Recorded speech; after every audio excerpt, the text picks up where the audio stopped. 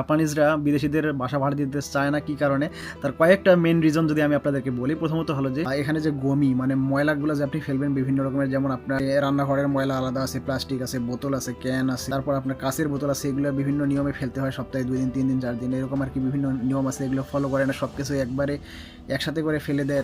তারা কি করে বাসায় প্রচুর নয়েজ করে। এই বাসাটাতে আমার দিন হচ্ছে না রাত হচ্ছে আমি কিন্তু বুঝতে পারতেছি না।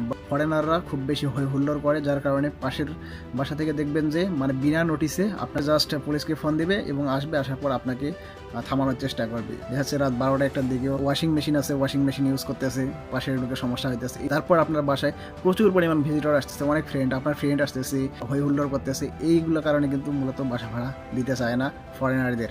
অনেক ফরেনার আছে টাইম টু টাইম আসলে বাসা ভাড়া হাবিজাবি এগুলো দেয় না, এটা একটা প্রবলেম।